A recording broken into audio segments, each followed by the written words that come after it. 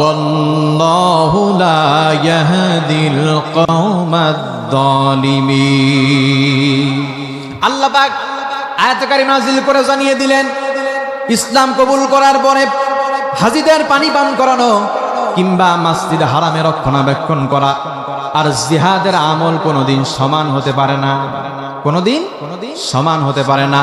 ও নবী, এটা বুঝলাম যে আমল, জিহাদের আমল কোনোদিন এই দুইটার সঙ্গে সমান হতে পারে না। তাহলে নবী আপনি বলেন কোন আমলটা আল্লাহর কাছে সব থেকে বড়, কোন আমলটা আল্লাহর কাছে সব থেকে দামি?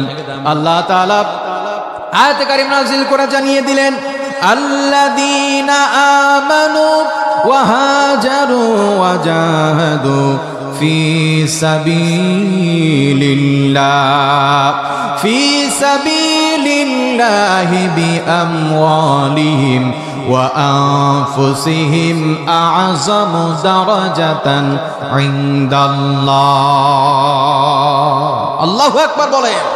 আল্লাহ পাক আয়াত নাজিল করে জানিয়ে দিলেন, আল্লাযীনা আমানু, যারা ঈমান এনেছে, ঈমান আনার পরে ওয়া হাজারু, যারা হিজরত করেছে, এবং জাহাদু, যারা জিহাদ করেছে, আল্লাহ রাস্তায় যারা জান এবং মাল দিয়ে আল্লাহ রাস্তায় জিহাদ করেছে, আ'যামু দারাজাতান ইনদাল্লাহ, ইসমে তাবদীলের সিগা, সুপারলেটিভ ডিগ্রি, আধিক্যতা বুঝি আল্লাহ পাক বলেন আ'যামু দারাজাতান ইনদাল্লাহ, আমি আল্লাহর কাছে জিহাদের মর্যাদা সব থেকে বেশি।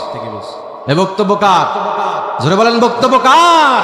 সুতরাং জিহাদ ফি সাবিলিল্লাহর আমল করার কারণে মানুষ আপনাকে জঙ্গি বলতে পারে, জিহাদ ফি সাবিলিল্লাহর আমল করার কারণে মানুষ আপনাকে রাজাকার বলতে। অসংখ্য সাহাবীকে পঙ্গুত্ব বরণ করতে হয়েছে এবং অসংখ্য সাহাবী আল্লাহর দ্বীনকে আল্লাহর জমিনে বাস্তবায়ন করার জন্য হাসতে হাসতে নিজের জীবন দিয়ে দিয়েছেন। কথা বলেন ঠিক কিনা?